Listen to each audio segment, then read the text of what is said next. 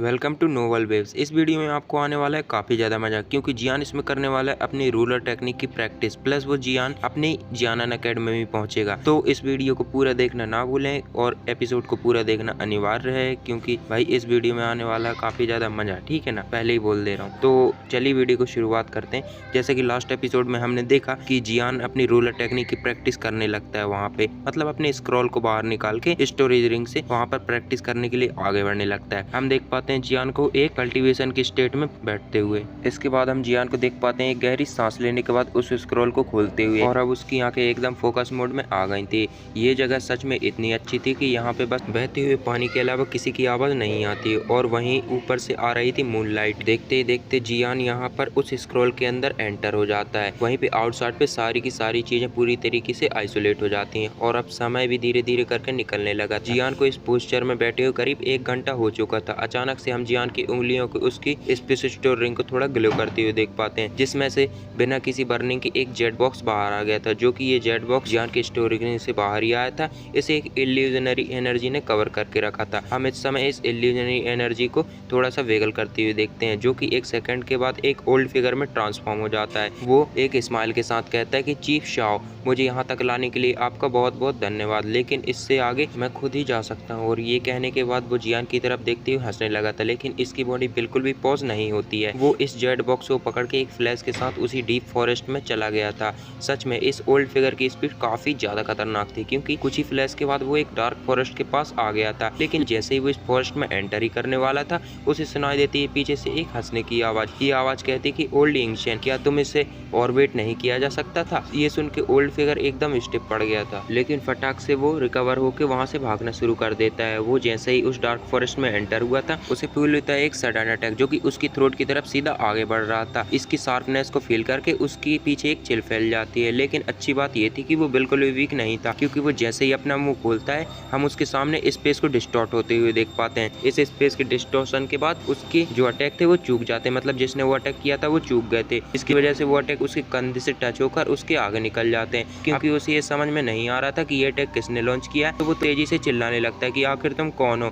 यह कहने के साथ ही उसने अपनी फिस्ट को क्लेंच कर दिया था, जिससे कई सारे अटैक्स पॉज होकर उसकी तरफ शूट हो जाते हैं, जहां से पुराना अटैक उसकी तरफ लॉन्च हुआ था। ये अटैक इतने ज्यादा शार्प थे कि कई ट्रीज इनके अटैक की वजह से बीच में से ही टूट जाते हैं, मतलब कट जाते हैं, 2 हिस्सों में बढ़ जाते हैं। पर तभी हमें क्रैक की आवाज सुनाई देती है। हम देखते हैं 5 ऐसे अटैक को जो कि विंड एनर्जी को कैरी करते थे। जब ये दोनों अटैक एक दूसरे से कोलाइड होते तो हम इस फॉरेस्ट में काफी ज्यादा डस्ट को फील होते हुए, मतलब फैलते हुए देख पाते हैं। जब उसका ये काउंटर अटैक फेल हो जाता है तो उसका फेस एकदम चेंज हो जाता है। वो समझ गया था कि सामने वाला जो जिससे वो डील कर रहा है उसकी स्ट्रेंथ उससे बिल्कुल भी वीक नहीं है। इस वजह से वो फटाक से विड्रॉ करने का डिसीजन लेता है। लेकिन आखिर इतनी आसानी से ये कैसे हो सकता था, क्योंकि नेक्स्ट ही मूवमेंट में उसके सामने एक व्हाइट फिगर अपेयर हुआ था। इस व्हाइट फिगर के साथ आता है एक ग्रे कलर का फॉग। अब जब तक वो ओल्ड मैन इसे कुछ सेंस कर पाता, तब तक उसकी बॉडी इस ग्रे फॉग से थोड़ा कांटेक्ट में आ जाती है। अब क्योंकि इस ओल्ड मैन के एक्सपीरियंस काफी ज्यादा खतरनाक थे, तो वो तुरंत ही समझ जाता है कि यह फॉग काफी ज्यादा लीथल पॉइजन को कंटेन करता है। हम देखते हैं उसके हाथों को घुमाते हुए, जिससे एक काफी ज्यादा शार्प विंड एनर्जी उसकी बॉडी से रिलीज हुई थी। इस एनर्जी का फायदा उठाते हुए वो आसमान में ऊपर चला गया था, और फाइनली वो सारे के सारे पेड़ों को तोड़ते हुए आसमान में अपेयर हो गया था। अब जैसे ही वो वहां से भागने की कोशिश करने वाला था, तभी उसकी बॉडी एकदम अचानक से स्टेप पड़ जाती है। इस ओल्ड फिगर का ध्यान जाता है उसके पीछे एक ओल्ड मैन पे, जो कि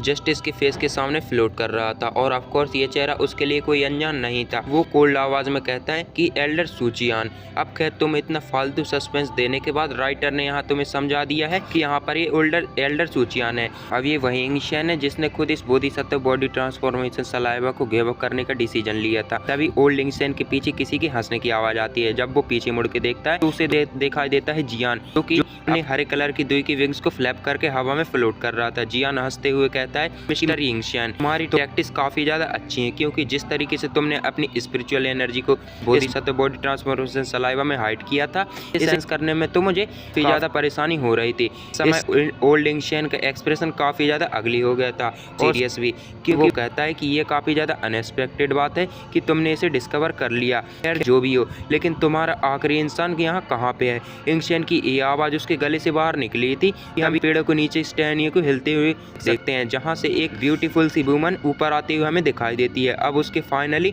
वो सबके सामने अपेयर हो चुकी थी, जैसे लिटिल फेरी डॉक्टर वहाँ पर अपेयर हुई थी। कोइंसिडेंटली उसने ओल्ड लिंगशेन के रिट्रीट पाथ को ब्लॉक कर दिया था। मतलब यहाँ पे ओल्ड लिंगशेन के भागने के चांसेस को बिल्कुल ब्लॉक कर दिया था। तभी हमारा ध्यान शिफ्ट होता है एल्डर सूचियान पे। वो ओल्ड लिंगशेन की तरफ देखते हुए कहते हैं कि ओल्ड लिंगशेन तुम काफी ज्यादा चालाक हो। अगर जियान एक एल्केमिस्ट नहीं होता तो तुम्हारी स्पिरिचुअल एनर्जी को वो कभी सेंस ही नहीं कर पाता, जो कि इतनी ज्यादा खतरनाक है। और जियान को ये कभी पता ही नहीं चलता कि तुम्हारी जो स्पिरिचुअल एनर्जी वो इस बोधिसत्व बॉडी ट्रांसफॉर्मेशन सलाइवा के अंदर छिपी है। अब ये सुनने के बाद ओल्ड लिंगशेन हंसने लगता है। वो कहता है जब तुमने इस बात को पहले ही डिटेक्ट कर लिया था तो आखिर तुमने पहले ही रिएक्ट क्यों नहीं किया? क्योंकि ओल्ड लिंगशेन ने अपनी स्पिरिट को इस बोधिसत्व बॉडी ट्रांसफॉर्मेशन सलाइवा के अंदर इसलिए हाइड किया था क्योंकि वो चाहता था कि जियान और इसका ग्रुप जब खतरनाक फाइट में एंगेज हो, जब वो दोनों सीरियसली इंजर्ड हो जाएंगे, मतलब इसके दोनों डाउजोंग, तो वो इस बोधिसत्व बॉडी ट्रांसफॉर्मेशन सलाइवा को चुपके से वहां से चुरा सकता है। लेकिन जितना उसने फाइनल रिजल्ट के बारे में सोचा था चीजें बिल्कुल भी वैसी नहीं थी, क्योंकि जियान सबसे पहले अपनी लाइटनिंग स्पीड से उन तीनों एल्डर को मार देता है। और जब जियान अपनी हेवनली फ्लेम से इस एंग्री बुद्धा लोटस को फॉर्म करता है तो फिर हान फेंग और मोशिंग तियान को भी यहाँ से बैटल से विड्रॉ करना पड़ा था। इस रीजन की वजह से एल्डर सूचियान और लिटिल फ्री डॉक्टर की स्ट्रेंथ बची रह गई थी। अब भले ही यिंगशेन को 1-to-1 फाइट करने में कोई डर नहीं लगता, लेकिन अगर ये दोनों डाउजोंग उस पर एक साथ अटैक कर देते हैं तो उसका हारना बिल्कुल तय है। जियान कहता है पिछले 2 दिनों में कई सारे लोग हमारा पीछा कर रहे थे, इस वजह से मैं एक नई परेशानी को क्रिएट करना नहीं चाहता था। और दूसरा रीजन यह है कि तुम्हारी स्पिरिट को हाइड करने की टेक्निक काफी ज्यादा यूनिक है, क्योंकि मैं तो इसे सेंस ही नहीं कर पा रहा था, लेकिन मैं इसे ढूंढ नहीं पा रहा था, लेकिन मैं इसे सेंस जरूर कर पा रहा था। और क्योंकि कई लोग हमारे ग्रुप का पीछा भी कर रहे थे तो इस बोधिसत्व बॉडी ट्रांसफॉर्मेशन सलाइवा को बाहर निकाल के ध्यान से ऑब्जर्व करना भी सही नहीं था। जैसे ही हम जियान एकेडमी पहुंच जाते तो हम इस बोधिसत्व बॉडी ट्रांसफॉर्मेशन सलाइवा को अच्छे से स्टडी करते। और अब तुम्हारे सोल इम्प्रिंट को भी मैं यहाँ से खींचकर बाहर निकाल लेता। यिंगशेन ने कभी नहीं सोचा था कि जियान की वो स्कीम में फंस जाएगा, क्योंकि यिंगशेन जिस प्लान को बहुत ही खतरनाक समझ रहा था वो तो इसके सामने बिल्कुल फ्लॉप हो जाता है। उसे तो जियान काफी पहले ही डिटेक्ट कर चुका था। ऊपर से ओल्ड लिंगशेन के पास मौका था कि वो जियान के पास एक बड़ी मुसीबत को खड़ी कर दे, क्योंकि जब कई लोग जियान को परेशान कर रहे थे तब ओल्ड लिंगशेन बाहर आ जाता तो डेफिनेटली जियान को काफी ज्यादा परेशानी होने वाली थी। यिंगशेन कहता है कि तुमने जानबूझकर अपने आप को खुला छोड़ा जिससे मेरी स्पिरिट तुम्हारे सामने आ सके। अब ओल्ड लिंगशेन की इल्यूजनरी बॉडी की आवाज सुन के जियान के फेस पर एक स्माइल आ गई थी। जियान कहता है कि मिस्टर यिंगशेन, अच्छा होगा कि तुम इस बोधिसत्व बॉडी ट्रांसफॉर्मेशन सलाइवा को मुझे वापस कर दो। अब हो सकता है मैं इस मैटर को भुला दूं, क्योंकि इस समय तुम अपने स्पिरिचुअल अवतार में हो। क्योंकि मार्कोटाई के बीच तुम्हारी स्पिरिचुअल बॉडी स्कैटर हो जाती है तो तुम्हारी ओरिजिनल बॉडी को भी काफी ज्यादा डैमेज होने वाला है, और मैं तो अपनी स्पिरिचुअल एनर्जी का यूज करके तुम्हारी एक्चुअल बॉडी का पता भी लगा सकता हूँ। ये सुन के ओल्ड लिंगशेन का फेस एकदम चेंज हो गया था, लेकिन वो हंसते हुए कहता है कि लड़के, तूने क्या मुझे ऐसा वैसा बुड्ढा समझ रखा है? अगर तू मुझे फोर्स करता है तो मैं इस बोधिसत्व बॉडी ट्रांसफॉर्मेशन सलाइवा को यहीं पर डिस्ट्रॉय कर दूंगा, और तब भी मैं देखूंगा कि तू मुझे क्या कर सकता है। ये सुन के जियान की आईब्रोज नेट हो गई थी। कहता है कि ओल्ड लिंगशेन, तुम्हें अपने स्पिरिचुअल अवतार को यूज करने के लिए अपनी बॉडी को काफी ज्यादा क्लोज रेंज में रखना पड़ता होगा, क्यों? है ना, मैंने सही कहा ना? अब ये सुन के लिंगशेन का एक्सप्रेशन थोड़ा चेंज हो जाता है। जियान कहता है अगर मैं गलत सेंस नहीं कर रहा हूँ। तभी हम देखते हैं जियान को एक शेडो फॉरेस्ट के नॉर्थ डायरेक्शन में पॉइंट करते हुए। जियान कहता है तुम एक्चुअल बॉडी को उस डायरेक्शन में होना चाहिए, क्यों? है ना। अब भले ही यहाँ पे ओल्ड लिंगशेन कितना भी चालाक लोमड़ी क्यों ना हो रहा हो, लेकिन जियान उस डायरेक्शन में पॉइंट करता है तो उसका एक एक्सप्रेशन एकदम अगली हो गया था। जिस कोई मेथड का यूज करके यिंगशेन अपनी बॉडी को, मतलब अपनी स्पिरिचुअल बॉडी को क्रिएट कर पाता है, अगर वो डिस्ट्रॉय हो जाती तो उसकी रियल बॉडी को भी काफी ज्यादा डैमेज का सामना करना पड़ेगा।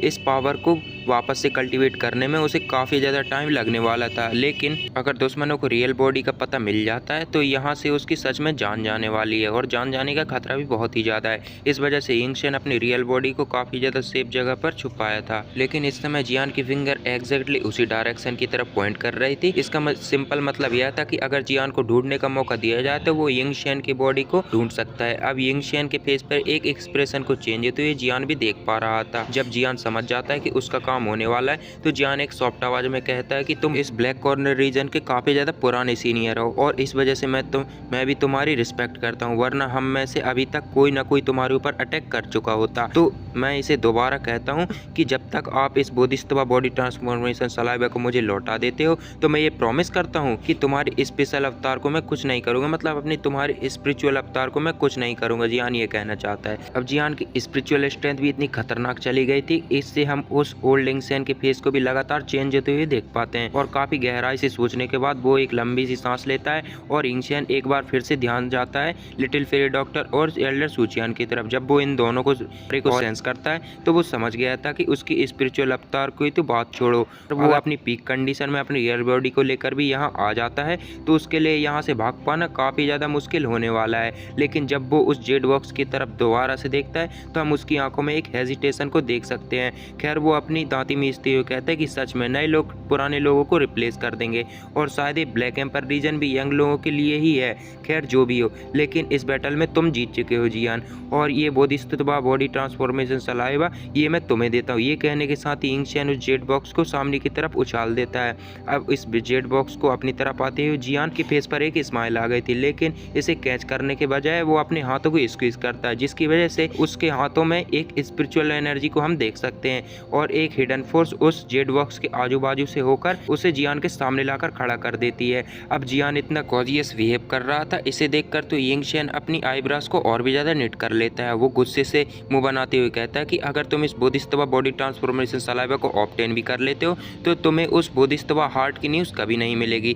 ये बहुत ही ज़्यादा डिफिकल्ट है। लेकिन जियान तो यहाँ पर दूसरी दुनिया में ही खोया हुआ था। जियान एक जेंटल आवाज़ में कहता है कि मेरा गोल वो बोधिसत्व हार्ट नहीं है, बल्कि मैं इस बोधिसत्व बॉडी ट्रांसफॉर्मेशन सलाइवा को ऑब्टेन करना ही चाहता था। ये सुन के साइड में खड़ी लिटिल फेरी डॉक्टर थोड़ी स्टार्टल हो गई थी, लेकिन उसे अगले ही पल में हम उसके फेस पर एक एक्सप्रेशन को आते हुए देख पाते हैं। वो जानते थे कि उसकी वो फुल पॉइजन बॉडी को कंट्रोल करने के लिए जियान कितना भी एफर्ट क्यों ना कर रहा हो, लेकिन वो उसके एहसान को कभी नहीं चुका सकती, क्योंकि सिर्फ उसकी वजह से ही जियान इतने खतरनाक लोगों की दुश्मनी मोल ले रहा है। अब भले ही वो अंदर से कैसा भी फील कर रही हो, लेकिन इस समय वो अपने फेस पर कुछ भी एक्सप्रेशन को शो नहीं करती। लेकिन एक बात तो क्लियर थी कि उसने अपने जिन इमोशन को दबा के रखा था वो अब शायद अपने आप जागना शुरू कर चुके थे। इंगशेन कहता है कि तुम्हारी एक्टिंग तो काफ़ी ज़्यादा अच्छी लग रही है। खैर यह भी अनएक्सपेक्टेड बात है कि बोधिसत्व बॉडी ट्रांसफॉर्मेशन सलाइवा तुम्हारे हाथ में आ गया है। अब इसके आगे वो कुछ और भी बकवास करना नहीं चाहता। जैसे वो जियान को गुड बाय कहता है, उसकी बॉडी एकदम इल्यूजनरी होने लगती है और वो अगले ही सेकंड में पूरी तरीके से डिसअपेयर हो जाता है बॉडी ट्रांसफॉर्मेशन सलाइवा को जियान को देने के बाद। और एल्डर सुचियान और लिटिल फेरी डॉक्टर को भी काफी ज्यादा रिलीफ फील हो रहा था। इसके बाद हम देखते हैं उन दोनों को जियान की साइड में अपेयर होते हुए, जहाँ पे उनके सामने वो जेट बॉक्स फ्लोट कर रहा था। वो कहता है फाइनली इस बुड्ढे ने भी इस पर गिव अप कर दिया है। जब जियान यह बात सुनता है तो हम उसके फेस पर एक अजीब सी स्माइल को देख सकते हैं। वो अपने सिर हिलाते हुए कहता है कि आखिर ये इतना आसान कैसे हो सकता है, और ये कहने के साथ ही उसकी फिंगर फ्लिक होती है, जिससे इस जेट बॉक्स को फॉलन आर्ट फ्लेम कवर कर लेती है। इस हाई टेम्परेचर की वजह से ये बॉक्स तुरंत ही पाउडर में बदल जाता है। हम देखते हैं उस बोधिसत्व बॉडी ट्रांसफॉर्मेशन सलाइवा को फ्लोट करते हुए जियान के सामने। ये लिक्विड इस तरीके से विगल कर रहा था जैसे कि वो खुद की इंटेलिजेंस को पोजेस करता है। जियान एक कोल्ड स्माइल के साथ अपनी फॉलन आर्ट फ्लेम को इससे कवर कर लेता है, और जैसे जियान इस हेवनली फ्लेम से कवर किया था, हमारा ध्यान जाता है इस बोधिसत्व बॉडी ट्रांसफॉर्मेशन सलाइवा के एक हिस्से पे, क्योंकि यहाँ से कोई व्हाइट स्मोक बाहर निकल रहा था। इसमें से एक हल्की सी ची साउंड की आवाज हमें सुनाई देती। तभी हमारा ध्यान जाता है ओल्ड इंगशेन की उस स्पिरिचुअल बॉडी पे, जो कि अपनी फिजिकल बॉडी में जस्ट एंटर हुई थी। लेकिन जब वो अपनी फ्लेम को जियान के इतने अच्छे से कंट्रोल करता है तो हम इस बुड्ढे के एक्सप्रेशन को एकदम चेंज होते हुए देख पाते हैं, जिसके बाद वो कुछ फ्रेश ब्लड को अपने मुंह से बाहर फेंकता है और अब उसकी आंखें काफ़ी ज़्यादा विशियस हो चुकी थी। वो एक डीप आवाज में कहता है कि बहुत अच्छे लड़के, मैं तुझे बिल्कुल याद रखूंगा। वहीं पे जियान एक स्माइल के साथ कहता है एक नए जेट बॉक्स में इस बोधिसत्व बॉडी ट्रांसफॉर्मेशन सलाइवा को इसमें रख लेता है, मतलब इस लिक्विड को। जियान अपनी बॉडी को स्ट्रेच करते हुए कहता है कि फाइनली हमने उसे इस हिडन डेंजर को हटा दिया है। अब किस हिडन डेंजर की बात कर रहा है जियान, आप लोगों को समझ में आ गया होगा, और अब हम रिलैक्स होके अपनी जियान अकेडमी में वापस जा सकते हैं। इसके कुछ देर बाद ही हमें एक छोटे से टाउन को दिखाया जाता है जो कि ब्लैक कॉर्न रीजन के जियान अकेडमी के बीच इंटरेक्शन में पड़ता था। अभी क्योंकि दिन का समय था तो हम उसके सामने एक एंट्री गेट को देख सकते हैं जिसके ऊपर बड़े बड़े शब्दों में लिखा था पीस टाउन। क्योंकि इसका नाम ही पीस टाउन था तो यहाँ पे काफी ज्यादा पीस फील हो रही थी, और जियान का ग्रुप भी यहाँ फाइनली पहुंच ही जाता है। तो उनके दिल से भी एक बड़ा पत्थर हट गया था, क्योंकि अब इतनी लंबी जर्नी के बाद लोग थे वो काफी ज्यादा थक गए थे। तो यहाँ पर सबकी चेहरे को देख सकते हैं। अब सभी गहरी सांस लेते हुए कहते हैं कि फर्स्ट एडल सूचियान, चलो हम इसके अंदर एंटर करते हैं, क्योंकि एक बार पीस टाउन में हम अगर पहुंच जाते हैं तो हमारा पीछा करने वाला कोई नहीं होगा, क्योंकि हरियाणा की खबर ऑलरेडी जियान अकेडमी को मिल चुकी है, जिस वजह से हमें रिसीव करने के लिए कई एक्सपर्ट वहां पर वेट कर रहे होंगे। जियान की आवाज सुन के जियान नोट कर देता है, जिसके बाद उसकी नजर जाती है अपने पीछे की तरफ। जियान अभी भी फील कर पा रहा था कि कई सारे लालची लोग उसका अभी भी पीछा कर रहे हैं। वो अपना सिर हिलाते हुए कहता है कि इन लोगों को काफी ज्यादा परसिवरेंस है। बेसिकली हार ना मानने को ही परसिवरेंस कहा जाता है। खैर अब इन्हें भी इग्नोर करने का टाइम आ गया था। हम देखते हैं जियान को एक रे ऑफ लाइट में कन्वर्ट होते हुए, जिसके बाद वो पीस टाउन की तरफ आगे बढ़ने लगा था। और ऑफ कोर्स जियान के पीछे सारे जियान अकेडमी प्लस शाओगेट के लोग भी थे। अब क्योंकि इन लालची लोगों से उन्हें पूरे रास्ते लड़ना पड़ा था, तो जियान के ग्रुप के लोग भी काफी ज्यादा डिस्कस्टिंग फील कर रहे थे। तभी हमारा ध्यान जाता है उन लालची लोगों पे जिन्हें पूरा रास्ता जियान का पीछा किया था, लेकिन इसके आगे उनकी जाने की बिल्कुल हिम्मत नहीं होती। हम कई लोगों को वहां से विड्रॉ करते हुए देखते हैं। अब जैसे हम 100 में से 999 लोगों की बात करें तो यहाँ पे कुछ लोग भी ऐसे थे जिन्होंने अभी भी लालच से पूरे अंधे हो चुके थे। मतलब वो लोग ऐसे थे कि जो लालच से बिल्कुल उनकी आंखें भर गई थी, क्योंकि अभी वो जियान का थोड़ा सा डिस्टेंस बनाकर पीछा ही कर रहे थे।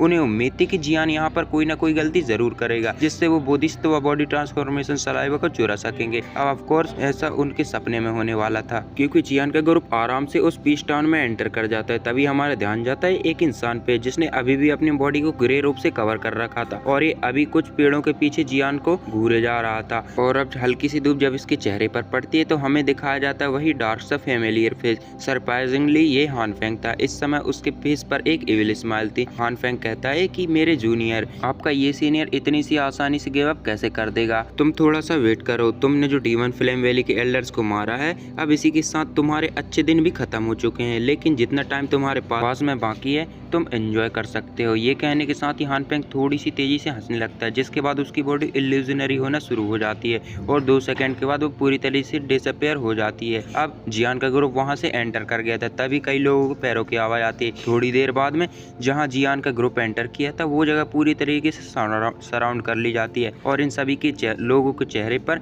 काफी ज्यादा कॉजियस एक्सप्रेशन को देखा जा सकता था। लेकिन जब वो एल्डर सूचियान को देखते हैं तो वो सारे के सारे लोग रिलैक्स हो जाते हैं। एक बंदा कहता है कि ये हमारे एल्डर सूचियान है, सच में ये लोग वापस आ गए। जैसे ही आवाज पूरे टाउन में फैलती है, हम अंदर से काफी ज्यादा 10 स्ट्रॉन्ग ऑरे को आते हुए देख पाते हैं, जो कि 1 सेकंड के बाद जियान के ग्रुप के सामने अपेयर हो गए थे। और उनके चेस्ट पे लगे बैजों की वजह से हमें समझ में आता था कि वो जियान अकेडमी के सारे एल्डर्स थे।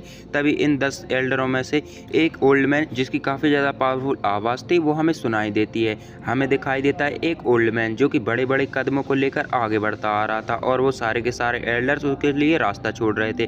ओल्ड मैन कहता है कि ओल्ड फेलो, तुम सच में वापस आ गए, और अगर मुझे अगले 2 दिनों में तुम्हारी खबर नहीं मिलती तो मैं तुम्हारे पास ब्लैक कॉर्नर रीजन में सर्च करने के लिए आ रहा था। ये सुनकर एल्डर सूचियान और जियान के फेस पर एक स्माइल आ गई थी, और साथ ही में जियान इस ओल्ड मैन से काफी ज्यादा फेमिलियर भी था। एल्डर सूचियान कहते हैं कि होगान, तुम इतने ज्यादा बड़बड़ा क्यों रहे हो? अगर तुम अपने टेम्पर को कंट्रोल नहीं करोगे तो पता नहीं तुम 2 सॉन्ग में ब्रेक थ्रू कब कर पाओगे और कितने साल लग जाएंगे तुम्हें। ये सुन के होगान के फेस पर एक स्माइल आ गई थी। वो कहते हैं 2 सॉन्ग से मेरे टेम्पर का क्या रिलेशनशिप है? जिसके बाद उनका ध्यान जाता है सीधा जियान पे। वो जियान को थोड़ा सा ऑब्जर्व करने के बाद कहते कि अनएक्सपेक्टेडली तुम वही छोटे लड़के हो जो कुछ समय पहले पीस टाउन में एंटर हुआ था, और जहाँ तक मुझे याद है तब तुम्हारा लेवल दाओ शीपर था। तो वो तारीफ करते हुए कहते हैं कि अनएक्सपेक्टेडली तुम कुछ ही सालों में एक दुआंग बन चुके हो। सच में ये ट्रेनिंग स्पीड काफी ज्यादा है। जहाँ तक मुझे लगता है इस जियान अकेडमी में तुम्हें कोई भी सरपास नहीं कर सकता। ये सुन के हमारे जियान पर के फेस पर भी एक स्माइल आ गई थी। साथ में अपने दोनों हाथ कप कर लेता है। जियान कहता है कि डिप्टी हेडमास्टर, आपसे 2 बार मिलकर काफी खुशी हुई। होगान कहते हैं तुम इस तरीके से एक्ट क्यों कर रहे हो, और तुम्हारी स्ट्रेंथ को देखने के साथ ही मुझे नहीं लगता कि तुम्हें मुझे इतनी पोलाइटली बात करनी चाहिए। अब भले ही यहाँ पे होगान इस तरीके से बात कर रहे हो, लेकिन वो सच में जियान के इन मैनर्स को देख के काफी ज्यादा खुश हो गए थे। तभी होगान का ध्यान जाता है उनके सारे के सारे लोगों पे, जो कि अपनी अपनी छत पर चढ़कर काफी ज्यादा उस सबको ध्यान से देख रहे थे। होगान कहते कि नालायकों, ये पानगेट के चीफ हैं जिनका नाम जियान है, और खैर इनके चर्चे तो तुमने सुन के ही रखे होंगे। और मैं ये बताना भूल गया कि शाओगेट के चीफ भी यही हैं, जो कि डोवांग लेवल के एक्सपर्ट हैं, क्योंकि जब भी तुम लोग ट्रेनिंग करने जाते हो ब्लैक कॉर्नर रीजन में, तब शाओगेट जो तुम्हें ब्लैक कॉर्नर रीजन में प्रोटेक्शन प्रोवाइड करता है। होगान अपनी मौजूदगी का फायदा उठाते हुए कहते हैं कि हमारे जियानन एकेडमी के पान गेट के साथ साथ ब्लैक कॉर्नर रीजन के शाओगेट भी इन्हें स्टेबलाइज किया है और एक तुम लोग हो जिन्हें मैं प्रोटेक्ट करने फिरता हूँ। अब होगान की ये बात सुन के सभी लोग काफी ज्यादा स्टार्टल्ड हो गए थे, लेकिन जब वो जियान को दोबारा देखते हैं तो हम उनकी आंखों में एकदम चमकते हुए ग्लो को देख पाते हैं। फिर उन होना क्या था, सारे के सारे घरों पे एकदम मक्खियां भिनभिनाने लगती हैं और आवाजें आने लगती है, जिन्हें हम ऑफकोर्स कहते हैं प्राइवेट कन्वर्सेशन। एक लड़की कहती है कि यही सीनियर जियान है, सच में ये बहुत ही ज्यादा स्ट्रॉन्ग और हैंडसम लग रहे हैं, खासकर ये उस स्टैचू से तो काफी ज्यादा स्मार्ट हैं। तभी एक लड़की हु करते हुए कहती है कि तुम्हारा क्या सीनियर जियान पर क्रश है, लेकिन तुम्हें हमेशा ये याद रखना चाहिए कि हमारी जियानन एकेडमी इन्हें लाइक करने वाले बहुत लोग हैं, जिनमें से सबसे ज्यादा बड़ी कॉम्पिटिटर तो मैं ही हूँ। उन भयानक सी लड़कियों की आवाज में के बीच प्यारी प्यारी सी लड़कियों की आवाज भी सुनाई देती है, जिसे देख के कई लड़कों की तो जल बुन जाती है। तभी एक लड़का कहता है कि अनएक्सपेक्टेडली हमारे सीनियर जियान एक दोवांग एक्सपर्ट बन चुके हैं और सच में ये हमारे पान गेट के फाउंडर होने के वर्दी भी हैं। तभी एक दूसरा लड़का कहता है कि अभी पान गेट तो जियानन एकेडमी का सबसे स्ट्रॉन्गेस्ट फैक्शन है, क्योंकि टॉप 13 डिसाइपल भी पान गेट के लोग ही हैं। तो जियानन एकेडमी में ऐसे कई एल्डर्स भी हैं जो कि पान गेट से ही बिलोंग करते हैं और मुझे तो ऐसा लगता है कि पान गेट को कोई भी सरपास नहीं कर सकता। भले ही हमारा जियान कितनी मोटी भी चमड़ी का क्यों ना हो, पर इतनी सारी तारीफें सुनकर, खासकर जब वो लड़कियां तारीफें कर रही थी, ओहो, हमारे जियान के चेहरे पर एकदम लाल एक्सप्रेशन को आते हुए देखते हैं। कुछ लड़कियां तो जियान की तरफ ऐसे देख रही थी जैसे अगर जियान एक इशारा करे तो वो क्वांटल के भाव में उसके ऊपर कूद पड़ेंगी। खैर, यहाँ पे माहौल इतना लाइवली हो गया था कि जियान का हार्ट भी काफी ज्यादा रिलैक्स हो जाता है। जियान एक गहरी सांस के लेने के बाद कहता है कि सच में यंग होने का एक अलग ही फीलिंग है। अब जियान की ये सब सुन के तो मुझे भी काफी ज्यादा हंसी आ गई थी। उसकी उम्र करीब 20 साल की है। तभी हमारा ध्यान जाता है डिप्टी हेडमास्टर होगान पे। वो कहते हैं कि जियान का कंधा थपथपाते हुए कहते हैं कि बच्चे, हमारी जियानन एकेडमी काफी पुरानी हो चुकी है, लेकिन ऐसे बहुत कम डिसाइपल हुए हैं जिनकी रिस्पेक्ट इस स्तर पर पहुंच पाई हो। तुमने भी अपनी जिंदगी का काफी टाइम यहाँ पे गुजारा है, तो तुम जानते ही होगे कि यहाँ पे आने वाले लोग अलग अलग जगहों से बिलोंग करते हैं और अच्छा बैकग्राउंड होने की वजह से उनका घमंड एकदम नाक पे रहता है। पर तुमने वो काम करके दिखाया जो बहुत सारे लोग नहीं कर पाते। इन विचित्र लोगों के अप्रूवल को हासिल करना। होगान की ये बात सुन के जियान थोड़ा सा ऑकवर्ड स्माइल कर देता है। खैर, लगता है होगान यहाँ पे जियान की ऑकवर्डनेस को नहीं देख पाता। वो आगे कहता है कि जब तुम यहाँ पे पहली बार आए थे तो मुझे ऐसी फीलिंग आई थी कि तुम बिल्कुल भी ऑर्डिनरी नहीं हो, जिसके बाद तुम्हारी ये अचीवमेंट को देखकर मुझे ऐसा लगता है कि मेरी आईसाइट बिल्कुल भी ख़राब नहीं हुई है। तभी हमारा ध्यान जाता है एल्डर सूचियान पे, जो काफ़ी ज़्यादा हेल्पलेस फील कर रहे थे। वो अपना सिर हिलाते हुए कहते हैं कि ओल्ड मैन, थोड़ा सा रुक जाओ, ज़्यादा हवाबाजी करने की ज़रूरत नहीं है। चलो, हमें यहाँ से सबसे पहले इनर अकेडमी में एंटर करना चाहिए और तुम लॉ एनफोर्समेंट को यूनिट को कह दो कि अब हमारे एरिया की कोई भी सिक्योरिटी बढ़ा दी जाए, जो भी सिक्योरिटी पास लगी हो, और अगर कोई ब्लैक कॉर्नर रीजन से यहाँ पर घुसने की कोशिश करे तो उसे तुरंत ही मार दिया जाए या उस पर अटैक कर दिया जाए। ये सुन के होगान अपना सिर हाँ में हिला देते हैं। वो बोलते हैं, मैंने इस पर ऑलरेडी ऑर्डर दे दिया है। सच में बुद्धिस्ट व बॉडी ट्रांसफॉर्मेशन सलाइवा का अट्रैक्शन काफी ज्यादा खतरनाक। तभी होगान का ध्यान जाता है जियान के पीछे, जहाँ पे लिटिल फेरी डॉक्टर खड़ी हुई थी। हमारे लिटिल फेरी डॉक्टर की बॉडी से रिलीज हो रहा था थोड़ा थोड़ा ऑरा, जिससे होगान एक इंटेंसिव प्रेशर को फील कर सकता था। ऐसा प्रेशर सिर्फ उन्होंने कभी कभी एल्डर सूचियान की बॉडी से फील किया था। बस लिटिल फेरी डॉक्टर की बॉडी से निकल रहा और अभी सेम था, और जो कि काफ़ी ज़्यादा डेंजरस था। जियान लिटिल फेरी डॉक्टर को इंट्रोड्यूस कराते हुए कहता है कि ये मेरी फ्रेंड है जिसका नाम है लिटिल फेरी डॉक्टर। ये सुन के होगान पहले थोड़ा सा स्टार्टल्ड हो गए थे, लेकिन थोड़ी देर बाद वो अपना सिर हिलाते हुए कहते हैं कि छोटे से शैतान, तेरे पास काफ़ी ज़्यादा डेंजरस लोग होते हैं। और ऐसे सेंटेंस होगान ने काफ़ी ज़्यादा इमोशनल तरीके से कहा था। वो एक गहरी सी सांस लेने के बाद चिल्लाते हुए बोलते हैं कि तुम सारे लोगों को यहाँ से डिस्पर्स हो जाओ, क्योंकि लॉ एनफोर्समेंट यूनिट को यहाँ पे पेट्रोल करने की ज़रूरत है। अब भले ही यहाँ पे लड़के और लड़कियाँ जियान को और भी ज़्यादा देखना चाहते थे, लेकिन होगान के इस ऑर्डर को सुनते वो तुरंत ही डिसअपेयर हो गए थे वहाँ से। हम देखते हैं उन्हें एक एक करके स्कैटर होते हुए। अब इन लोगों के जाने के बाद ये जगह बिल्कुल ही शांत हो गई थी। तो एल्डर सूचियान जियान की तरफ देखते हुए कहते हैं कि चलो यहाँ से चला जाए, क्योंकि तुम्हें ब्लेजिंग स्काई टावर को दोबारा से एक्टिवेट करना है, और मुझे लगता है तुम्हें अपने पान गेट के लोगों से भी मिलना जुलना होगा। आखिरकार तुमने 2 साल बाद यहाँ पर वापस आने का डिसीजन लिया है। एल्डर सूचियान की ये बात सुन के जियान ने भी काफ़ी ज़्यादा तरीके से हाँ बोल दिया था, जिसके बाद जियान का ध्यान जाता है सीधा जियानन एकेडमी की तरफ। सच में 2 साल बाद जियान के यहाँ पर वापस लौटने से काफ़ी ज़्यादा इमोशनल फील कर रहा था, क्योंकि जब वो यहाँ से गया था तब वो एक छोटा सा बच्चा ही था, लेकिन अब वो एक ट्रू एक्सपर्ट बन चुका है। जियान बड़बड़ाते हुए कहता है कि पान गेट के लोग वहाँ से काफ़ी ज़्यादा कैसे हाल चाल होंगे मुझे पता नहीं। अब पीस टाउन और जियान अकेडमी के बीच थोड़ा सा डिस्टेंस था, इस वजह से जियान का ग्रुप जियान अकेडमी के पास पहुँचता है। तब तक उसे ऑलरेडी दोपहर हो चुकी थी, इस वजह से जियान भी आउटर एकेडमी में ज़्यादा टाइम इन्वेस्ट नहीं करता, क्योंकि उसका टारगेट था सीधा इनर एकेडमी, जो कि डीप माउंटेन्स के अंदर छिपी हुई थी। और जियान के ग्रुप की स्पीड के साथ उन्हें इनर एकेडमी तक पहुंचने में आधा घंटा ही लगता है, क्योंकि इन सारे के सारे माउंटेन्स रेंज को जियान काफ़ी ज़्यादा अच्छे से जानता था। जियान को वो आखिरी वाला पहाड़ दिखाई देने लगता है। जियान समझ गया था कि वो इनर एकेडमी वापस आ चुका है। अब क्योंकि जियान के ग्रुप के साथ फर्स्ट एल्डर सूचियान थे, तो उन्हें इनर एकेडमी में एंटर करने में कोई भी परेशानी नहीं हुई थी। उस सिल्वरी गेट के पास करके जियान की आंखें सामने की तरफ उस ग्रीनरी पर चली गई थी। इस हरे भरे माहौल को देख के जियान काफ़ी ज़्यादा अच्छा फील कर रहा था। जियान को याद आता है उस फायर एनर्जी कंपटीशन का, क्योंकि इस कंपटीशन की वजह से जियान के जैसे नए लड़के को रेपुटेशन मिली थी। एल्डर सूचियान कहते हैं कि तुम लोगों ने जो रिकॉर्ड बनाया था उसे अभी तक कोई भी स्टूडेंट नहीं तोड़ पाया है। अभी भी हर साल जो फायर हंटिंग कंपटीशन होता है उसे दोबारा से हेल्ड बैक करना किसी को भी नहीं आता। किसी भी स्टूडेंट ने वो नहीं कर पाया जो तुमने किया था। ऑफ कोर्स एल्डर सूचियान यहाँ पे फायर एनर्जी की स्नैच करने की बात कर रहे हैं। जब एल्डर सूचियान जियान को ये गाथाएं सुनाते हैं तो उसके फेस पर भी एक स्माइल आ गई थी। जियान एक गहरी सी सांस लेते हुए कहता है कि लेट्स गो। हम देखते हैं जियान के पीछे एल्डर सूचियान और बाकी सारे लोगों को फॉरेस्ट में क्रॉस करते हुए। जियान की वो एकेडमी दिखाई देती है जिसने एक बड़े से ग्राउंड को कवर कर रखा था। इस समय जियान उस ऊंची सी जगह पर खड़ा हुआ था जहां वो इनर एकेडमी के नज़ारा को बड़ी आसानी से देख सकता था। अब पिछले 2 सालों में इनर एकेडमी का साइज बहुत ही बड़ा हो चुका है। अभी इस वजह से, क्योंकि पिछले 2 सालों में इनर एकेडमी में एंट्री करने वाले जो भी रिक्वायरमेंट थी उन्हें थोड़ा सा लो कर दिया गया था, और अब इनर एकेडमी और भी ज़्यादा लाइवली हो चुकी थी।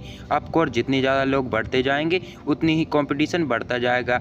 अभी भी जो भी इनर एकेडमी में एंटर करते थे उनमें से कोई भी बच्चा बिल्कुल भी ऑर्डिनरी नहीं था, जिस वजह से कोई भी किसी भी से भी पीछे नहीं रहना चाहता था, और ये सभी टारगेट था उस so called strongest ranking competition का। अब कुछ देर और वेट करने के बाद जियान और लिटिल फेरी डॉक्टर यहाँ से बिछड़ जाते हैं, क्योंकि एल्डर सूचियान जियान और लिटिल फेरी डॉक्टर से अलग हो गए थे, और यहाँ पे लिटिल फेरी डॉक्टर भी एल्डर सूचियान के साथ चली गई थी। और एल्डर सूचियान ने कहा था कि अगर तुम्हें वापस आना हो मेरे पास तो तुम आ सकते हो एल्डर काउंसिल में। और जियान को उन्होंने भेज दिया था पान गेट की तरफ, और उन्होंने कहा था कि अगर तुम्हें पान गेट के हेडक्वार्टर में जाना है तो तुम किसी से भी पूछ सकते हो। ये सुनने के बाद जियान नोट करने के साथ वहां से चला जाता है, लेकिन वो जैसे ही सामने पहुंचता है तो उसके सामने दिखाई देता है एक बड़ा सा विला। अब जियान को ये समझ में आ गया था कि यही पान गेट का हेडक्वार्टर है।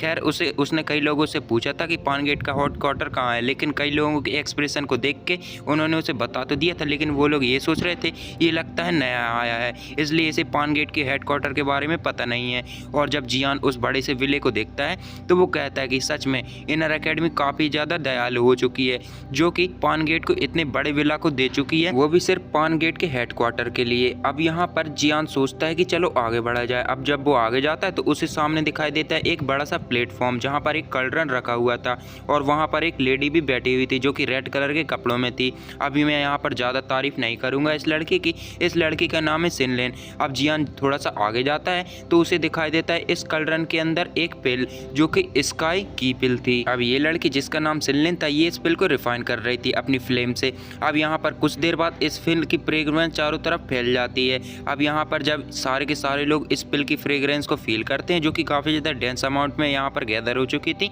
तो यहाँ पर कई लोग कहते हैं कि जिससे भी एक सिंगलेन की शादी होगी वो उसको पिल की कमी नहीं पड़ने वाली है। और ये सुन के उस एक लड़की कहती है कि लगता है तुमने इस सिनलेन के बारे में नहीं सुना है, मतलब इन सिनलेन के बारे में नहीं सुना है, जिनकी रिक्वायरमेंट है कि जो भी उनका पार्टनर रहेगा वो उनसे हाई टीयर का एल्केमिस्ट रहना चाहिए और उनसे अच्छी पिल को रिफाइन करना आना चाहिए। अब ये सुन के तो उस लड़के का एक्सप्रेशन काफ़ी ज़्यादा चेंज हो चुका था, लेकिन अब बात पूरे लड़कों पर आ चुकी थी, इसलिए वो कहता है कि क्या तुमने हमारे लीडर के बारे में नहीं सुना है जो कि पान गेट के फाउंडर हैं, और लगता है तुमने उन्हें भूल गया है। अब ये सुन के तो वो लड़की को मुंह ही बंद हो जाता है और इसके बाद वो कहती है कि हमारे पान गेट के फाउंडर 2 साल पहले ही इनर अकेडमी से जा चुके हैं, तो तुम्हें चिंता करने की जरूरत नहीं है। तुम्हें कोई भी ऐसा बंदा नहीं मिलेगा जो कि सिनलिन को पछाड़ सके और इनर अकेडमी के कुछ एल्डर्स को छोड़ दिया जाए तो सिनलिन से कोई भी मुकाबला नहीं कर सकता। अब यहाँ पर ये कन्वर्सेशन हो ही रही थी तो जियान इन बातों को सुनकर थोड़ा सा फनी फील कर रहा था, क्योंकि उसके बारे में ही ये बातें हो रही थी। ये लोग उसको ही ज़्यादा प्रीसियस मान रहे थे। अब इस लाल कपड़ों वाली लड़की का पूरा ध्यान इस कल्डन पर फोकस था। हम इसके फॉरहेड पर थोड़े थोड़े पसीने के ड्रॉपलेट्स को भी देख सकते हैं। भले ही यहाँ पर ये पसीना पसीना हो रखी हो, लेकिन क्लियरली इसके अंदर अभी भी कुछ स्ट्रेंथ बाकी थी। उसने अपनी स्पिरिचुअल स्ट्रेंथ का अच्छे से यूज करके इस पिल को कंसीव किया था। अब यहाँ पर पिल फ्रेग्रेंस यहाँ पर और भी ज़्यादा डेंस होने लगती है। इस पिल फ्रेग्रेंस को फील करके कई लोगों ने अपना सलाइवा घटक लिया था। यहाँ पे कई लोगों की प्राइवेट कन्वर्सेशन को भी हम लोग सुन सकते हैं, जो कि काफ़ी ज़्यादा प्रीसियस लग रही थी। अब यहाँ पर कुछ देर बाद जियान भी आता है। अब यहाँ पर ये लड़की अपनी स्पिरिचुअल पावर को थोड़ा और भी डेंस कर देती है, जिसके बाद ये पिल हवा में ऊपर आ जाती है। जिसके बाद ये पिल इसके हाथों में आ जाती है, जो कि 4 टियर की पिल थी, जिसका नाम था स्काई की पिल। अब यहाँ पर जियान इस पिल को देखकर कहता है कि चलो थोड़ा मज़ा लिया जाए। अब यहाँ पर जियान कहता है इस लड़की से कि इस पिल को और भी अच्छा बनाया जा सकता था अगर तुम अपनी फ्लेम को और भी अच्छे से कंट्रोल कर पाती, और इस पिल की जो टाइम लिमिट थी वो और भी ज़्यादा बढ़ जाती। अब ये सुन के तो वो लड़की स्टार्टल्ड हो गई थी, क्योंकि उससे पहले यहाँ पर ये किसी ने भी नहीं कहा था, क्योंकि यहाँ पर कुछ एल्डर्स ही थे जो कि उसकी बात को नकार सकते थे, लेकिन ये नया लड़का आया है जो कि उसकी बातों को काट रहा है। अब यहाँ पर सिनलिन कहती है कि लड़के तुम कौन हो, तुम्हारी चेस्ट पर पान गेट का बैच भी नहीं है। अब जैसे ही सारे के सारे लोग ये सुनते हैं वो भी यहाँ पर जियान को देखने लगते हैं, जिसकी छाती पर कोई भी बैच नहीं था। वो भी जियान को ध्यान से ही देख रहे थे। जिसके बाद सिनलिन उस प्लेटफॉर्म से नीचे आ गई थी। वो कहते कि यहाँ पर तुम किसी को ढूंढने के लिए आए हो, लेकिन अगर कोई पान गेट से तुम्हें किसी को ढूंढने के लिए आता है तो उसके साथ भी कोई ना कोई होता ही है पान गेट से। जिस तरीके से यहाँ पर तुम रैंडमली घुस आए हो, सच में बिल्कुल भी अच्छी बात नहीं है। तभी वो जियान के फेस पर थोड़ा सा ध्यान से देखती है। जितना वो जियान को करीब से आती जा रही थी वो उसको फेमिलियर फीलिंग देते जा रहा था, जो कि काफ़ी ज़्यादा डेंस होती जा रही थी। एंड में आते आते उसकी आवाज़ काफ़ी ज़्यादा जेंटल हो गई थी। वो कहती है कि तुम अगर अगली बार यहाँ पे आओ तो थोड़ा सा केयरफुल रहना। अच्छा बताओ तुम्हें किससे मिलना है? इसका रिप्लाई करते हुए जियान कहता है कि हुजिया और वुहाओ। जियान की ये बात सुन के लोगों के एक्सप्रेशन थोड़े से स्ट्रेंज हो गए थे, क्योंकि अभी वुहा और हुजिया दोनों ही एरन अकेडमी के एक्स्ट्राऑर्डिनरी जगह पर थे और वो पान गेट के मेंबर्स भी उनसे कभी कभी ही मिल पाते थे। लेकिन ये लड़का एक्चुअली में डिमांड कर रहा था कि वो इसके आगे पर्सनली जाके मिलना चाहता है। अब ये सुन के सिंगलिन यहाँ पर मूव करती है, जिसका एकदम डब्बे की तरह मुंह खुला रह गया था। जिसके बाद वो काम आवाज़ में अपने सिर हिलाते हुए कहती है कि सीनियर हुजिया और सीनियर वुहाओ काफ़ी ज़्यादा बिजी हैं, इस वजह से उनसे मिलना काफ़ी ज़्यादा डिफ़िकल्ट होगा। साथ ही में तुम अकेले भी हो, वो इंसान नहीं हो जो उनसे मिलना चाहता है। शायद अभी भी जियान को ये लड़की एक नॉर्मल स्टूडेंट ही मान रही है, जो कि सीक्रेटली पान गेट में एंटर हो गया है, क्योंकि ऐसी सिचुएशन पहले भी क्रिएट हो चुकी है। सिनलिन की ये आवाज़ सुनकर जियान हंसने लगता है। जिसके बाद हम देखते हैं उस क्राउड की तरफ आगे बढ़ते हुए एक लड़की को। हमारा ध्यान जाता है सामने की तरफ, जहाँ पर किसी के लिए जगह लोग कर रहे थे। हमें दिखाई देती एक लड़की जो कि लाल कलर की रोब पहनी हुई थी, और इस समय इसकी आंखें टिकी हुई थी जियान पे। ये लाल कलर के कपड़े पहनी हुई लड़की जियान की हाइट से कुछ ज़्यादा नहीं थी, इसे स्मॉल और ब्यूटीफुल भी कह सकते हैं। ऑफकोर्स ये लड़की छोटी, लेकिन कुछ चीज़ों को हम छोटा नहीं बोल सकते। वहीं पर उसके फेस को देख के एकदम प्योरिटी जैसी फील आ रही थी। तभी हम देखते हैं जियान को, जो कि इस लड़की के सामने जाके पॉज हो गया था। अब क्योंकि जियान को देख के ये लड़की एकदम डल स्टेट में चली गई थी, तो जियान एक स्माइल के साथ अपने हाथों को आगे बढ़ा के उसके सर पर पैट करता है।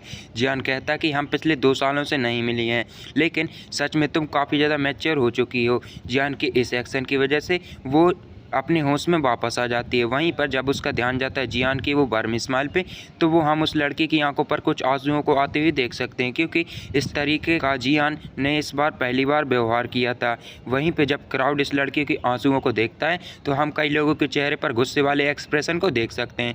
तभी एक और फिगर बगल में अपीयर होती है, जिसने ब्लू कलर के कपड़े को पहन रखा था। वो पूछती है कि शाओमी तुम्हें क्या हुआ, कोई परेशानी हो तो बताओ। साथ ही में जब उसका ध्यान जाता है जियान के ऊपर, तो उस लड़की की की आईब्रोज एकदम गुस्से से वर्टिकल हो गई थी।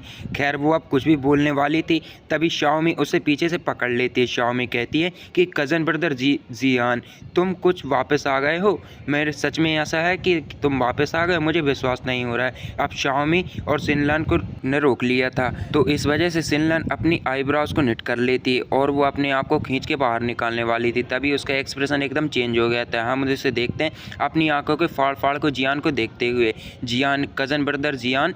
अब ये बात सुन के सभी लोग स्टार्टल हो गए थे। शाओमी का कज़न ब्रदर पान गेट का फाउंडर ही है और आखिर शाओमी कौन कज़न ब्रदर जियान होगा? मतलब शाओमी का कौन होगा ब्रदर जो कि कज़न ब्रदर होगा? जब जियान का नाम क्योंकि यहाँ पर जो कि सभी लोग जानते थे तो इस जियान अकेडमी में पूरी तरीके से फैल गया था। अब ये गुस्से से भरे सारे के सारे डिस्कशन भी एकदम साइलेंट हो जाते हैं। इस समय यहाँ पे सारे के सारे चेहरे एकदम स्टन्ड हो रह गए थे। लोग अभी भी काफ़ी ज़्यादा अपसेट फील कर रहे थे। दोबारा से जब उन्हें जियान के ऊपर ध्यान जाता है तो वो जानते थे कि फाउंडर के वापस आने से काफ़ी ज़्यादा कोलाहल मचने वाला है। सीन चेंज होता है, हमें दिखाया जाता है एक स्पेशल हॉल जहाँ पर चारों तरफ से खूब रोशनी का इंतजाम भी किया गया था, पर माहौल यहाँ पे काफ़ी ज़्यादा प्रेशराइजिंग था। इस समय इस यंग मैन के सारे लोग नज़रें टिकी हुई थी। जो भी यहाँ पर लोग खड़े हुए थे वो जियान को ही देख रहे थे, जिनमें हम कई अलग अलग तरीके के इमोशंस को फील कर सकते हैं। इस हॉल में लगभग 10 से कम ही थे, पर वो सारे के सारे लोग काफ़ी ज़्यादा फेमिलियर थे। अगर शाओमी और सिंगलन को छोड़ दिया जाए तो ये बाकी के सारे लोग वो थे जो जियान के साथ ही सिनर अकेडमी में एंटर हुए थे और ये वही लोग हैं जो पान गेट को सबसे पहले मेंबर बने थे। वहीं पे शाओमी एकदम शांति से जियान के साइड पर खड़ी हुई थी और हम उसके हाथों पर देख सकते हैं एक टी पॉड को। जब शाओमी जियान को टी सर्व करके आगे झुकती है तो वहाँ पर जियान थोड़ा सा गड़बड़ हो गया था। वहीं पर हमारा टर्की जियान एकदम सख्त लौंडा बनने की कोशिश कर रहा था। तब तक शाओमी ने जियान को दोबारा सर्व करके टी वहां पर खड़ी हो गई थी। तब तक वो एकदम आगे ही देखता रहता है, जिसके बाद जियान सभी से कहता है कि आप सभी बैठ जाइए क्योंकि इतना सारा पोलाइटली बिहेव करने की आवश्यकता नहीं है। तभी हमारा ध्यान जाता है एक भारी भरकम इंसान पे जिसके चेहरे पर काफ़ी ज़्यादा ऑनेस्ट लग रहा था, मतलब एक्सप्रेशन। और जहाँ तक जियान को याद है इसका नाम वुटाई था। अब यहाँ पर आज से जब ये पान गेट पहले खड़ा नहीं हुआ था इसका पहला सजेशन इस वुटाई ने ही दिया था, जहाँ पर जियान को इतने सालों के बाद जियान ने यहाँ पर इससे मिल पाया है। तो अभी वो जियान के सामने काफ़ी स्ट्रेंज फील कर रहा था। आफ्टर ऑल पिछले कुछ सालों में जियान की स्ट्रेंथ काफ़ी ज़्यादा बढ़ चुकी है और जियान के बारे में काफ़ी बड़े बड़े रूमर्स फैल चुके हैं। इन दोनों की स्ट्रेंथ और दूरियां भी काफ़ी ज़्यादा बढ़ चुकी हैं। इस वजह से वुटाई की पुरानी फ्रेंडशिप की फीलिंग भी ऊपर से एक फेयर और रिस्पेक्ट में बदल चुकी है। अब आखिर अपना सिर हिलाते हुए और खुजाते हुए ये बंदा कहता है कि आपको हमने काफ़ी ज़्यादा इंतज़ार खास कर किया था। जो कि बाहर से लोग आए थे उन्होंने काफ़ी ज़्यादा इंतज़ार किया था, वो तो पूरी तरीके से पागल ही हो चुके हैं। और वुटाई की ये बात सुनकर जियान भी स्माइल कर देता है। जियान फील करता है कि भले ही वो 2 सालों के बाद इनसे मिल रहा है लेकिन ये लोग अंदर से बिल्कुल भी नहीं बदले हैं। तभी हमारा ध्यान जाता है सेनलिंग पे, जो कि एक अनयूजुअल एक्सप्रेशन के साथ कहती हैं कि आप सच में यहाँ के चीफ होने के वर्दी हैं। इस ब्यूटीफुल से एल्केमिस्ट को देखकर जियान कहता है कि क्या हुआ, मैं उस स्टैचू जैसा नहीं लगता हूँ क्या? ये सुन के सिनलन फेस पर थोड़ा सा रेड हो गया था। वहीं पर जब वो जियान की तरफ देख रही थी तो हम उसकी आंखों में वो एम्बेरसमेंट को देख सकते हैं। वो रिप्लाई करते हुए कहती कि आप उस स्टैचू से काफ़ी ज़्यादा अच्छे लगते हो, इस वजह से मैंने आपको रिकॉग्नाइज करने में गलती कर दी। मैं उम्मीद करती हूँ कि आप मुझे ब्लेम नहीं करोगे। ये सुन के जियान भी एक स्माइल के साथ अपना सिर हिला देता है। वो आगे कुछ कहने वाला था तभी एक बैंक की आवाज़ हमें सुनाई देती है। ये आवाज़ थी बंद दरवाजे के खुलने की, जिसके बाद एक लवली सी आवाज़ आती है कि लड़के तू अब फाइनली वापस आ गया और तू अपनी ज़िंदगी के काफ़ी ज़्यादा मज़े ले रहा है। इस फैमिलियर आवाज़ को सुन के जियान काफ़ी ज़्यादा हेल्पलेस फील करता है। जब वो बाहर की तरफ देखता है तो उसकी आँखें पड़ती हैं एक सूर्य की किरण पे, जिसे फाइनली एक शॉर्ट हेयर लेडी ने ब्लॉक कर दिया था। अब यह औरत जियान की काफ़ी ज़्यादा विशेष तरीके से देख रही थी। वहीं पर हम देखते हैं उसके पीछे खड़े लड़के को, जिसके कंधे पर थी एक ब्लड कलर की स्वॉर्ड, लेकिन इसके चेहरे पर वो खुशी बिल्कुल भी नहीं छिप रही थी। अब इन दोनों फिगर्स को दोबारा देखने के बाद जियान के फेस पर एक हॉट वार्म स्माइल आ गई थी। आखिरकार ये लोग कौन है ये तुम लोग समझ ही गए होंगे, लेकिन ये लोग जो लोग भी ये नहीं समझ पाए हैं वो डेफिनेटली गैस करके कमेंट में लिखो। और तुम्हें ये वाला एक्सप्लेनेशन कैसा लगा ये कमेंट में ज़रूर बताना। इससे आगे वाले एपिसोड तुम्हें ज़रूर देखने चाहिए क्योंकि उसमें हमें जियान अकेडमी की एक नई हेवनली फ्लेम की न्यूज़ के बारे में भी पता चलेगा। अब तो हर एपिसोड में आके एक सरप्राइज से सरप्राइज छिपे हुए हैं, तो आप लोगों को हर एपिसोड में एक नया सरप्राइज मिलेगा। तो इस वीडियो में इतना ही, हम मिलेंगे नेक्स्ट वीडियो में, तब तक के लिए good bye and take care और चैनल को सब्सक्राइब कर लेना।